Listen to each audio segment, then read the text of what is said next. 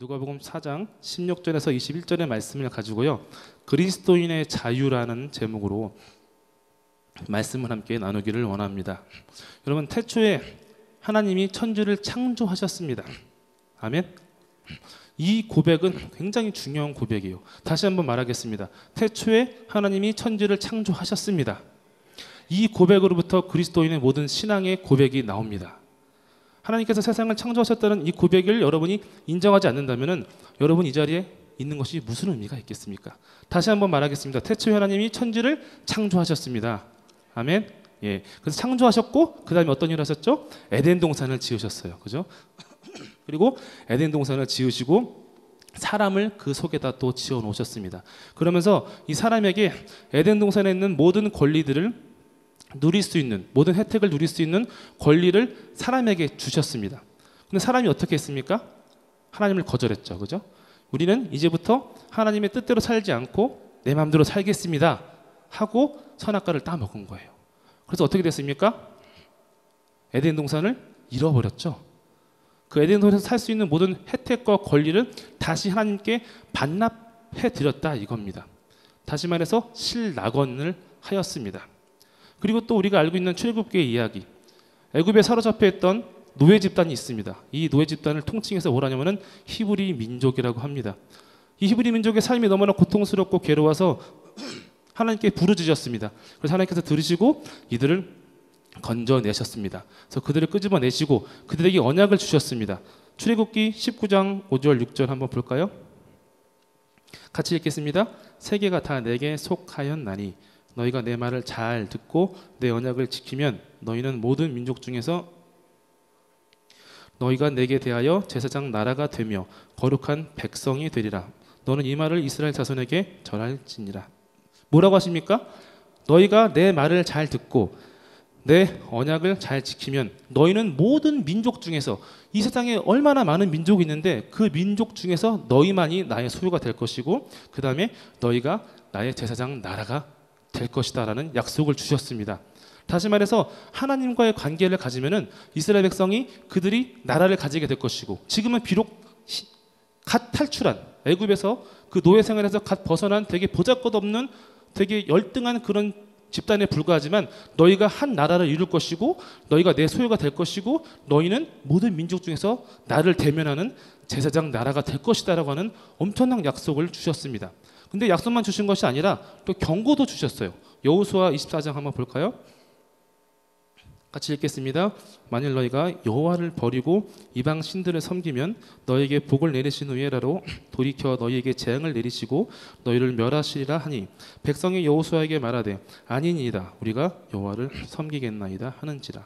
여기서 여호와를 버리고 이방 신들을 섬기면, 이 말이 뭐냐면은 하나님을 모른 척하고 다른 신만을 섬기는 그런 상황이 아니라 하나님만 섬기지 않는 상황. 그러니까 하나님과 그 당시의 다신교적인 배경 안에서 하나님을 그저 수많은 신 중에 하나처럼 여기는 행위까지도 여기에 다 포함이 된다 이겁니다. 근데 이스라엘 사람은 어떻게 했습니까? 예, 하나님뿐만이 아니라 우상도 같이 섬기는, 뭐 바알, 뭐 아세라, 그 밖에 뭐 여러 가지 그모스부터 시작해서 온갖 신들을 함께 섬김으로 어떻게 했습니까? 방금 읽었던 출애굽기의 그 언약을 스스로 깨트렸습니다. 그 결과가 무엇입니까? 나라가 망하고 나라를 잃어버리고 포로가 되는 엄청난 민족적 수치를 겪게 되었습니다. 자, 그럼 보면은 에덴 동산에서 쫓겨난 사람들이 빼앗긴 것이 무엇입니까?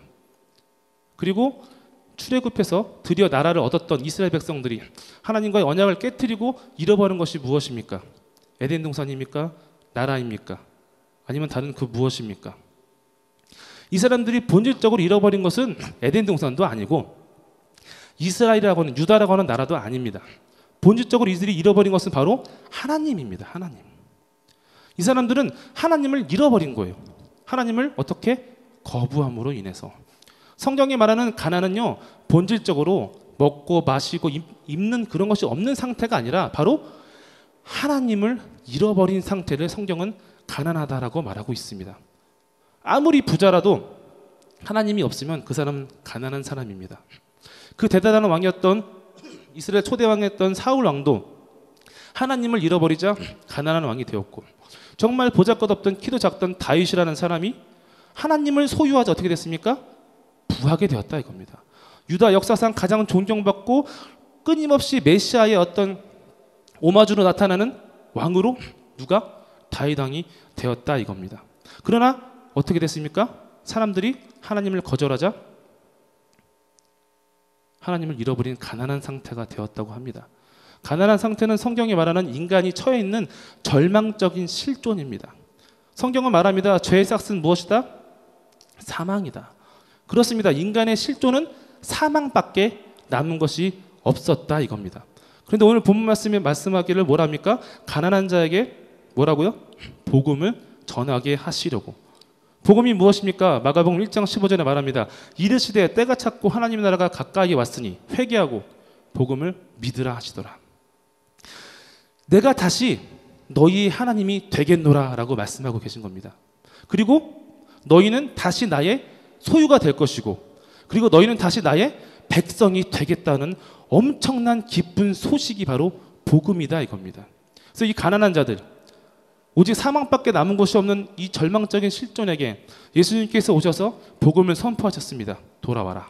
회개하라. 하나님의 통치, 하나님의 나라로 다시 돌아와라. 그러면 이 복음의 내용이 무엇인가? 이제 한번 보겠습니다. 오늘 본문 말씀을 기준으로 첫 번째는 첫 번째는 포로된 자에게 자유를 주는 것입니다. 마가복음 3장에 보면요. 예수님의 제자들을 데리시고 유대인의 안식일에 회당에 들어갔습니다. 회당에 들어가니까 누가 있냐면은 손 마른 사람이 기다리고 있었습니다. 근데 이 사람은요. 그냥 손 마른 사람으로서 역할이 아니라 그 당시 유대인들이 예수님을 공격하기 위해서 수단 삼은 사람이었습니다. 본 거예요. 자, 예수가 저 손 마른 사람을 고쳐주는 일을 하는가 안 하는가. 안식일에 일을 하면 됩니까 안 됩니까? 됩니까 안 됩니까? 안 된단 말이에요. 유대인의 율법에 의한다면. 그러나 예수님께서는 그런 그들의 마음을 보시고 예수님께서 뭐라 하셨습니까? 마가복음 3장 4절에 그들에게 이르시되 안식일에 선을 행하는 것과 악을 행하는 것, 생명을 구하는 것과 죽이는 것 어느 것이 옳으냐 하시니 그들이 잠잠하거늘. 자, 여러분은 어떤 것이 옳으십니까? 선을 행하는 것이 옳습니까? 악을 행하는 것이 옳습니까? 당연히 선을 행하는 것이 옳은 것이고, 그럼 생명을 구하는 것과 죽이는 것 중에 무엇이 옳습니까? 당연히 생명을 구하는 것이 옳다 이겁니다. 그런데 그 당시에 그 회당에 모였던 유대인들 또한 그들뿐만이 아니라 그 시대를 살아갔던 예수님과 동시대를 살아가고 있던 수많은 바리새인들과 유대인들은 이 당연한 진실을 깨닫지도 못하고 행하지도 못하고 있었다 이거예요. 그 이유가 뭘까? 또 누가복음 10장을 보면요. 어떤 이야기가 나오냐면은 선한 사마리아인 이야기가 나옵니다. 다 아시죠? 어떤 사람이 예루살렘에서 여리고로 가는 길에서 강도를 만났습니다. 이 길은 어떤 길이냐면은 그 당시에 수많은 이스라엘 종교 제의, 다시 말해서 성전에서 일하는 레위인들이나 제사장들이 다니는 길이에요. 이 사람들은 집이 여리고에 있고 그들의 직장은 어디 있죠? 예루살렘에 있어요. 그래서 예루살렘에서 그들이 하나님께 제사를 드리고 그들에게 분기시된 제물들을 가지고 다시 자기 집으로 어디로? 여리고도 그 제물들을 가지고 가는 길이 바로 이 길이에요. 그러니까 이 길에 누가 많아요? 강도가 많은 거예요. 그래서 누가복음 10장에도 보면 어김없이 강도들이 그런 사람 중에 한 명을 공격해서 빼앗고 벗기고 두들겨 패서 거진 죽은 상태로 만들어 놓았습니다. 그때 두 명이 먼저 지나가죠. 누가 지나갑니까? 첫 번째 제사장, 두 번째 레위인. 이 사람들이 어떻게 했습니까? 어떻게 했죠? 네? 예, 비켜 지나갔죠. 왜 그랬을까요? 제사장과 레위인이 특별히 악해서 못 떼어먹어서 그랬을까요? 아니에요. 그 사람들은 그 당시에 했던 율법을, 성경에 있는 분명한 율법을 철저하게 지킨 것뿐입니다. 한번 볼까요? 어디 볼까나. 제사장 먼저 보겠습니다. 예, 레위기 21장 11절 같이 한번 읽어보겠습니다. 어떤 시체이든지 가까이 하지 말지니 그의 부모로 말미암아서도 더러워지게 하지 말며. 이 본문은요 제사장 법에 관한 거예요. 제사장은 어떻게 살아야 한다라고 말하는데 뭐라고 합니까? 시체를 만지지 말라는 거예요. 심지어는 너의 부모의 시체도 만지지 말라고 분명히 명시하고 있다는 거예요. 근데 제사장이 지나가면서 보기에 이 사람이 상태가 어떻습니까? 거진 죽은 거예요. 거진 죽었다는 건 뭐냐면 딱 보기에 시체처럼 보인다는 소리예요. 그럼 제사장은 이 사람을 만지면 됩니까? 안 됩니까? 만질 수 없고 당연히 도와줄 수 없는 상황이었고, 또 민수기 6장 6절을 보면 나시린에 대해서 나옵니다. 나시린이 뭡니까? 하나님께 자기를 내어드린 사람들. 한번 보겠습니다. 자기의 몸을 구별하여 여호와께 드리는 모든 날 동안은 시체를 가까이 하지 말 것이요. 이 레위인도 하나님께 자신을 내어드려서 하나님께 제사를 드리는 그 기간 동안에 절대로 부정을 타면 안 되는 사람이에요. 그러니까 당연히 이 시체처럼 보이는 이 사람을 보고 지나칠 수밖에 없는 상황이다 이겁니다. 민수기 19장 11절에 보면 이렇게 말합니다. 사람의 시체를 만진 자는 이래 동안 부정하리니. 이 제사장과 레위인은요, 특별히 악해서 비켜 지나간 게 아니에요. 누구를 도와줄지 몰라서 아니라 이거예요. 그들은 철저하게 뭘 지켰습니까? 율법을 지킨 사람이다 이겁니다. 그리고서 그때 누가 또 지나갑니까? 선한 사마리아인이 지나갑니다. 사마리아인은 어떤 사람입니까? 이스라엘이 규정해놓은 종교 사회에서 밀려난 사람이에요. 다시 말해서 율법 밖으로 밀려났고 또 안식일 밖으로 밀려난 사람이다 이겁니다. 그런데 이 사람이 어떻게 했습니까? 이 사람이 이 거진 죽은 바 된 이 강도 만난 사람을 구해서 치료해주고 살려놓았다 이겁니다. 하나님의 공의를 누가 실천했습니까? 율법 안에 있던, 안식일 안에 있던 제사장 레위인이 실천했습니까? 아니면은 그 밖으로 쫓겨났던 사마리아인이 그것을 실현했습니까? 예. 마가복음 3장 4절에 다시 한번 보겠습니다. 그들에게 이르시되 안식일에 선을 행하는 것과 악을 행하는 것, 생명을 구하는 것과 죽이는 것, 어느 것이 옳으냐 하시니. 여러분, 어느 게 옳습니까? 어느 게 옳습니까? 도대체 이 사람들은 왜 도대체 이 당연한 진리, 선을 행하고 생명을 살려야 되는 이 당연한 이 진실을, 이 공의를 왜 행하지 못했는가? 한번 보겠습니다. 마가복음 7장 5절부터 한번 보겠습니다. 예, 같이 한번 읽어보겠습니다. 시작.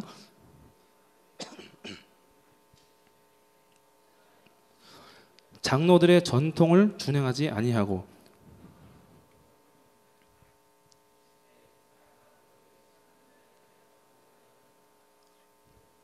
이 백성이 입술로는 나를 공경하되 마음은 내게서 멀도다.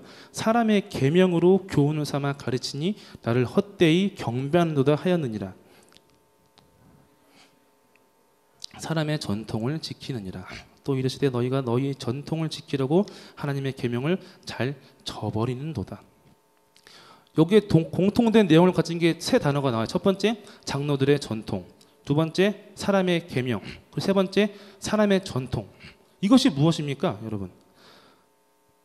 유대인들이 하나님을 믿기 위해서 그들이 살고 있던 그 환경 속에서 자신들을 기준으로, 유대인을 기준으로, 유대인 민족을 기준으로 하나님을 해석한 거예요. 이 세계를 해석하고. 사람은요, 누구나 다 가지고 있어요. 이 능력을. 이거를 우리가 종교성이라고 합니다. 사람은 누구나 나를 기준으로 나 자신을 판단할 수 있고 또 타인을 판단하고 이 세계를 이해하고 해석하고 또한 심지어 하나님까지도 사람은 그렇게 해석하는 존재다 이겁니다. 근데 유대인들도 그렇게 한 거예요. 유대인들도 자신들의 조상들의 수많은 기록들을 보고 자기가 살고 있던 삶의 현실을 보고 하나님을 섬기는 것이 무엇인지에 대한 깊은 고찰을 통해서 만들어낸 것이 바로 장로들의 전통, 사람의 계명, 사람의 전통이라 이겁니다. 그런데 문제는 뭐냐면은 우리가 이것에 묶이게 되면은 포로가 된다는 거예요. 어떤 포로? 하나님의 뜻을 행할 수 있는 자유를 빼앗긴 포로가 된다 이겁니다. 이런 사람들은 하나님의 공의를 실천할 수가 없습니다. 누가 실천합니까? 예, 포로되지 않은 자. 그래서 예수님께서 어떻게 오셨습니까? 우리에게 우리를 여기로부터 바로 이것에서부터 우리를 자유롭게 하시기 위해서 오셨다라고 지금 말씀하고 있는 것입니다. 예전에 미국의 한 대학에서 실험을 했어요. 어떤 실험을 했냐면은 두 대조군을 놨어요. A 대조군, B 대조군을 하고 똑같은 심부름을 시켰어요. 바로 뭐냐면은 옆 건물에 가서 지금 있을 수업을 위한 수업 기자재를 빌려서 오라는, 대출해서 오라는 심부름을 시켰습니다. 그런데 둘 다 똑같은 심부름을 시켰지만 조건을 달리 줬어요. 먼저 A 대조군에는 뭐라고 했냐면은 시간이 얼마 없으니까 빨리 갖고 와. 근데 B 대조군은 급한 거 아니니까 나갔다가 돌면서 천천히 가지고 와. 이렇게 했습니다. 그리고서 신부를 보내놓고서 이 사람들이 뭘 했냐면은 그 옆 건물에 가는 그 길목에다가 연기자를 시켜갖고 다쳐서 쓰러진 사람을 눕혀놨어요. 그러니까 진짜 다친 건 아니고 다친 척하면서 쓰러진 거죠. 자, 그러면은 이 두 대조군 중에서 누가 이 사람을 도와줬을까요? 응? 누가 도와줬을까요? A 대조군은 야 바빠 시간 없어 빨리 가져와. B 대조군은 뭡니까? 야 바쁜 거 아니니까 천천히 가져와. 누가 도와줬을까요? 응? 네? B 대조군. 사실 A 대조군에서도 도와준 사람이 나왔어요. 10몇 프로 나왔는데 B 대조군에서는 80%가 넘는 사람들이 이 사람을 보고 그냥 지나치지 않았다는 거예요. 여러분 한번 생각해 보시길 바랍니다. 여러분이 여러분의 삶에서 정말 이 세대 가운데 여러분의 가정 속에서 여러분의 친구들 속에서 여러분의 직장에서 하나님의 공의를 실천하고 있는가? 만약에 내가 그렇게 하지 못하고 있다면 그것을 막고 있는 그것은 무엇인가? 내가 생각하고 내가 판단하고 혹은 내가 나의 믿음의 선배들로부터 물려받은 그것이 무엇인가? 한 번쯤은 여러분이 생각해 보시길 바랍니다. 그리고 두 번째는 뭐냐? 눈먼 자를 다시 보게 하기 위해서 오셨습니다. 출애굽기에 보면 다시 출애굽기 돌아가 보겠습니다. 하나님께서 이스라엘 백성을 이 히브리 민족을 끄집어내셨어요. 근데 끄집어내셔서 어디로 가셨냐면은 홍해로 가셨어요. 사실 굳이 바다로 안 가도 돼요. 얼마든지 육로로 돌아갈 수 있는 길이 있습니다. 그런데 하나님은 굳이 모세를 시키셔서 홍해로 데려가셨어요. 근데 홍해 앞에 다다랐을 때 이 사람들 앞에 처한 현실이 무엇입니까? 앞에는 바다고 뒤에는 애굽 바로의 군대가 이들을 죽이기 위해서 달려오고 있었습니다. 얼마나 두려웠겠습니까? 원망했어요. 사람들이. 야, 차라리 그냥 애굽에서 노예를 살다가 그냥 편하게 죽게 해주지. 굳이 여기에 끌고 와서 바다에 빠져 죽든지 칼에 맞아 죽든지 하는 이게 도대체 무슨 현실인가? 근데 그때 모세가 백성들에게 이렇게 말합니다. 출애굽기 14장 13절에 모세가 백성에게 이르되 너희는 두려워하지 말고 가만히 있어서 여호와께서 오늘 너희를 위하여 행하시는 구원을 보라. 너희가 오늘 본 애굽 사람을 영원히 다시 보지 아니하리라.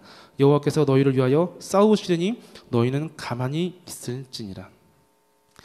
우리가 아니라 이스라엘 사람들은 언제 하나님을 본지 아십니까? 바로 하나님께서 그들을 구원하시는 구원 행위를 할 때 하나님의 영광을 받습니다. 하나님의 살아계심을 그때 그들이 체험을 한 거예요. 이스라엘 백성들은 자기를 구원하시는 하나님의 구속사의 어떤 역사적인 행위를 하실 때 하나님을 봤습니다. 하나님을 봤다는 게 하나님의 무슨 시체적인 모습을 봤다는 게 아니라 그들이 하나님의 백성이고 하나님이 그들을 보호하심의 증거를 보았다 이거예요. 그리고 그런 조상들의 기억을 토대로 유대인들은 어떻게 했습니까? 메시아를 기다렸다는 거예요. 메시아를. 어떤 메시아?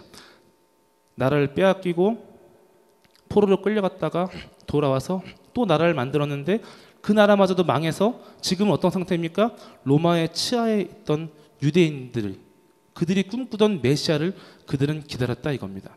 그런데 진짜 메시아가 오셨는데 유대인들이 알아봤습니까? 못 알아봤습니까? 못 알아봤어요. 마가복음 4장 12절에 이렇게 말합니다.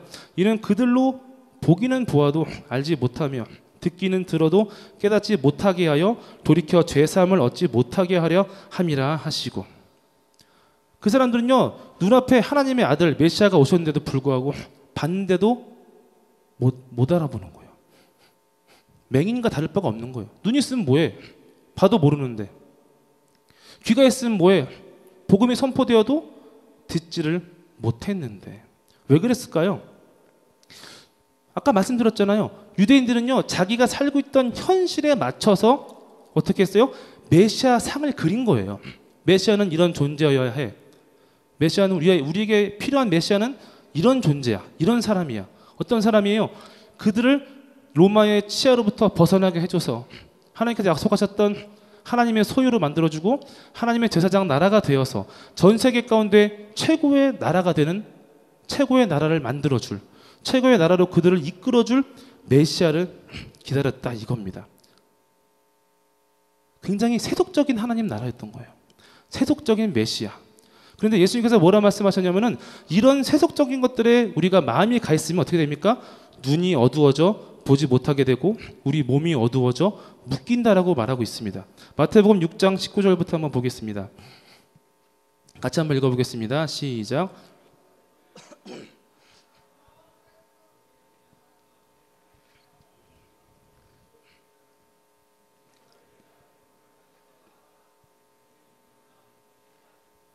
도둑이 구멍을 뚫지도 못하고 도둑질도 못하느니라. 네 보물이 있는 그곳에 네 마음도 있느니라. 눈은 몸의 등불이니 그러므로 네 눈이 성하면 온 몸이 밝을 것이요 눈이 나쁘면 온 몸이 어두울 것이니 그러므로 네게 있는 빛이 어두우면 그 어두움이 얼마나 더하겠느냐. 우리가 자꾸 세속적인 것들에 내 마음을 두기 시작하면요 어떻게 됩니까? 눈이 어두워지고 어떻게 됩니까? 몸도 어두워진다는 거예요. 다시 말해서 하나님의 영광, 진짜 하나님께서 이루시고자 하는 진정한 하나님의 뜻을 우리는 눈앞에 있어도 알아보지 못하고, 그죠? 이루어지는 것도 실제적으로 볼 수 없다 이겁니다, 여러분. 사람들은 흔히 착각을 해요. 세속적인 것들로 하나님의 일을 이룰 수 있다. 하나님께 영광을 돌려드릴 수 있다. 그러나 디모데전서 6장 16절에 이렇게 말합니다. 오직 그에게만 죽지 아니함이 있고 가까이 가지 못할 빛에 거하시고 어떤 사람도 보지 못하였고 또 볼 수 없는 이신이 그에게 존귀와 영원한 권능을 돌릴지어다. 아멘. 아니 죽지도 않고 가까이 가지도 못하고 빛에 거하시고 어떤 사람도 보지 못하였고 볼 수도 없는 그분에게 우리가 어떻게 존귀와 영원한 권능을 돌려드릴 수 있겠습니까? 여러분 세속적인 것들로 할 수 있는 게 아닙니다. 여러분 성경은 분명히 말하고 있어요. 하나님은 사람의 겉모습을 보시는 것이 아니다. 어디를 보신다고요? 우리 속을 보신다 이겁니다. 속. 하나님 나라는요 이 땅 가운데 지금 우리가 살아가는 이 시대 가운데 어떤 기독교 나라 어떤 기독교적인 권력을 위해서 이루어지는 것이 아니라 여기 앉아있는 여러분의 한 명 한 명 마음속에 임하는 것이 바로 하나님 나라라 이겁니다. 여러분이 그런 세속적인 여러분의 기준들을 아까도 말했지만 사람의 계명, 종교성을 여러분이 내려놓았을 때 진정 여러분을 향하신 하나님의 기쁨이 무엇인지 여러분은 볼 수 있게 된다 이겁니다. 여러분. 그리고 세 번째로 마지막 세 번째로 뭐랍니까? 눌린 자를 자유롭게 하셨다 합니다. 갈라디아서 5장 16절 한번 보겠습니다. 같이 한번 읽겠습니다. 내가 이르노니 너희는 성령을 따라 행하라. 그리하면 육체의 욕심을 이루지 아니하리라. 육체의 소욕은 성령을 거스르고 성령은 육체를 거스리나니 이 둘이 서로 대적함으로 너희가 원하는 것을 하지 못하게 하려 함이니라 라고 하고 있습니다. 바울은 말했습니다. 내 마음의 소원은 하나님의 뜻을 행하는 것인데 무엇이 막는다고요? 내 몸이 나를 막는다라고 말하고 있습니다. 내 마음의 소원은 성령의 뜻을 이루어드리는 것인데 자꾸 내 안에 있는 무엇이 원죄가 죄성이 육체의 소욕이 이것을 막는다 이겁니다. 또 마태복음 6장 한번 보겠습니다. 24절 예수님께서 이렇게 말씀하셨습니다. 한 사람이 두 주인을 섬기지 못할 것이니 혹 이를 미워하고 저를 사랑하거나 혹 이를 중히 여기고 저를 경히 여김이라. 너희가 하나님과 재물을 겸하여 섬기지 못하느니라 라고 말씀하고 있습니다. 우리는 흔히들 오류에 빠집니다. 세속적인 영화가 하나님의 영광이라고 생각을 합니다. 또 세속적으로 되게 남들보다 더 잘 풀리고 승승장구하는 것이 축복받은 증거라고 이야기하고 있다 이겁니다. 우리 한번 성경 한번 펴보겠습니다. 디모데전서 6장 다 펴보세요. 있는 분들은 디모데전서 6장에 보면요 바울이 이 두 마음을 품은 것에 대해서 설교합니다. 누구에게? 디모데에게. 6장 피셨으면 화면 보시고 제가 한번 또 보겠습니다. 그 디모데전서 6장 2절 하반절부터 제가 읽겠습니다. 너는 이것들을 가르치고 권하라. 누구든지 다른 교훈을 하며 바른 말 곧 우리 주 그리스도의 말씀과 경건에 관한 교훈을 따르지 아니하면 합니다. 이 말은 뭐냐면 지금 우리 주 그리스도의 말씀과 경건에 관한 교훈을 따르지 않는 사람들이 있다는 거예요. 지금 다시 말해서 예수 그리스도의 제자가 아닌 사람들, 그리스도의 도를 따르지 않는 사람들이 있다 이거예요. 이 사람들이 어떤 사람들이냐? 4절부터 보겠습니다. 5절까지. 그는 교만하여 아무것도 알지 못하고 변론과 언쟁을 좋아하는 자니 이로써 투기와 분쟁과 비방과 악한 생각이 나며 마음이 부패하여지고 진리를 잃어버려 경건을 이익의 방도로 생각하는 자들의 다툼이 일어나느니라. 그리스도를 따르지 않는 사람들이 누굽니까? 경건을 이익의 방도로 생각하는 자들이라 이겁니다. 그리고 이 사람들은 또 누굽니까? 9절부터 보겠습니다. 9절 시작. 부하려 하는 자들은 시험과 올무와 여러 가지 어리석고 해로운 욕심에 떨어지나니 곧 사람으로 파멸과 멸망에 빠지게 하는 것이라. 돈을 사랑함이 일만하게 뿌리가 되나니 이것을 탐내는 자들은 미혹을 받아 믿음에서 떠나 많은 근심으로써 자기를 찔렀도다라고 말하고 있습니다. 그리스도를 따르지 않는 사람이 누굽니까? 경건을 이익의 방도로 생각하는 사람들. 이들이 누굽니까? 부하기를 탐하는 사람들. 그리고 이들을 바울이 뭐라고 정했는지 보시겠습니까? 20절, 21절. 디모데야, 망령되고 헛된 말과 거짓된 지식의 반론을 피함으로 내게 부탁한 것을 지키라. 이것을 따르는 사람들이 있어 믿음에서 벗어났느니라. 은혜가 너희와 함께 있을지어다. 정리해 봅시다. 첫 번째, 그리스도를 따르지 않는 사람들. 어떤 사람들입니까? 경건을 이익의 방법으로 생각하는 사람들. 그리고 두 번째, 이 사람들 어떤 사람들입니까?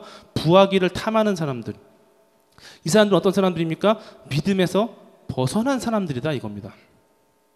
바울은 11절부터 이렇게 말합니다. 오직 너 하나님의 사람아. 지금 여러분에게 말하고 있는 거예요. 이것들을 피하라. 그리고 어떻게 하랍니까? 의와 경건과 믿음과 사랑과 인내와 온유를 따르며 믿음의 선한 싸움을 싸우라. 영생을 취하라. 이를 위하여 네가 부르심을 받았고 많은 증인 앞에서 선한 증언을 하였도다라고 말씀하고 있습니다. 또 한번 봅시다. 성경 로마서 8장 29절 한번 띄워주세요. 찾아보실 필요 없고 한번 띄워주세요. 로마서 8장 29절. 제가 읽겠습니다.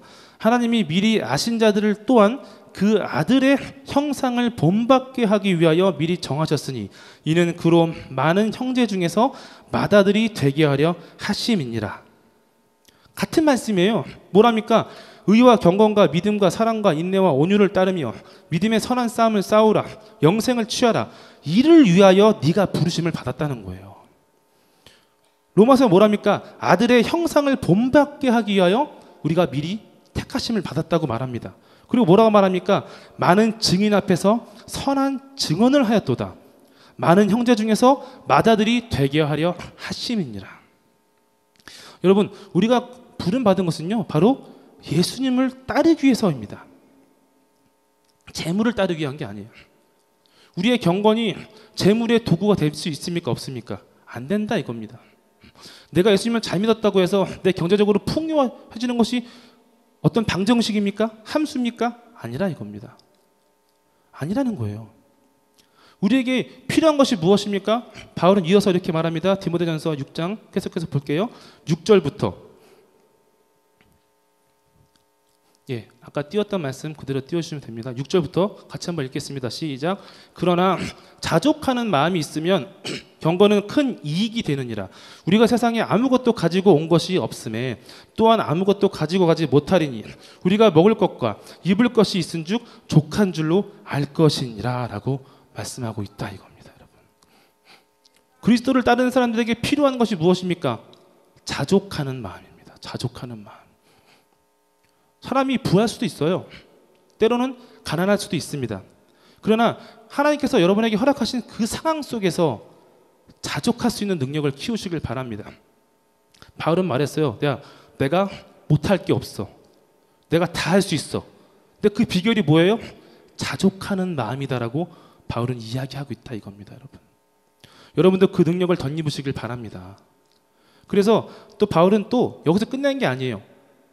부하기를 탐하는 자뿐만이 아니라 지금 현재 부한 사람들에게도 말씀을 남깁니다. 보겠습니다. 17절부터.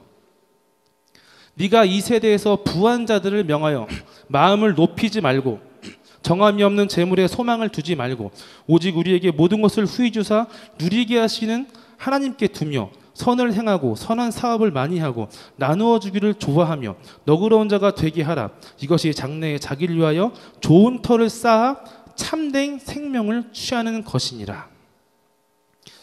마가복음에 있던 부자 이야기 기억하십니까? 어떤 부자가 예수님을 찾아왔어요. 선생님, 제가 영생을 얻으려면 어떻게 해야 됩니까? 예수님께서 뭐라 대답하셨습니까? 10장 21절에 예수께서 그를 보시고 사랑하사 이르시되 네게 아직도 한 가지 부족한 것이 있으니 가서 네게 있는 것을 다 팔아 가난한 자들에게 주라. 그리하면 하늘에서 보화가 네게 있으리니 그리고 와서 나를 따르라 하시니라. 바울과 예수님의 생각은 똑같아요. 그게 뭐예요? 부하기를 탐하지 말라는 거예요. 그리고 지금 부한 자는 그 부를 하나님을 위해서 바르게 쓰라는 거예요. 여러분 처해 있는 지금 가난한 상황, 어려운 상황, 여러분 그 속에서 하나님의 뜻이 무엇인지 찾으시길 바랍니다. 그래서 바울이 지금 우리에게도 얘기해 줍니다. 뭐라고 합니까? 빌립보서 2장 5절에 한번 띄워주시겠습니까? 네, 같이 다시 한번 읽겠습니다. 시작. 너희 안에 이 마음을 품으라. 곧 그리스도 예수의 마음이니 그는 근본 하나님의 본체시나 하나님과 동등됨을 취할 것으로 여기지 아니하시고 오히려 자기를 비워 종의 형체를 가지사 사람들과 같이 되셨고 사람의 모양으로 나타나사 자기를 낮추시고 죽기까지 복종하셨으니 곧 십자가에 죽으심이라. 예수님은요 하늘에 있는 모든 영광을 버리고 오신 분입니다. 그런데 우리가 예수님을 따르겠다고 해서 여기 짐자리에 모여있는 우리가 부하기를 탐한다면, 내가 예수 잘 믿는 것이 어떤 부해지는 것에 어떤 비결이 되려고 내가 생각하고 있다면, 그리스도의 죽으심의 그 의미가, 그 십자가가 우리에게 무슨 의미가 있겠다 이겁니다. 여러분, 바울의 조언을 다시 한번 보십시다. 6장 11절 12절에 이렇게 말합니다. 의와 경건과 믿음과 사랑과 인내와 온유를 따르며 믿음의 선한 싸움을 하라. 영생을 취하라 라고 말하고 있습니다. 여러분. 이런 것들이 바로 하나님께 존귀와 영원한 권능을 돌려드리는 것들입니다. 여러분, 여러분의 삶에서 여러분의 마음의 중심에 그리스도의 의와 경건과 믿음과 사랑과 인내와 온유를 따르며 여러분의 삶의 자리에서 여러분의 삶의 조건이 어떠하든지 믿음의 선한 싸움을 싸우고 영생을 취할 때 바로 하나님께 존귀와 영원한 권능이 돌려지게 된다 이겁니다. 아멘. 여러분, 성화가 뭡니까? 성화라는 단어 많이 들어봤죠? 그리스도인의 성화가 무엇입니까? 착하게 사는 건가요? 아니에요. 여러분, 그냥 착하게 사는 거는 예수 믿지 않는 사람도 착하게 살 수 있어요.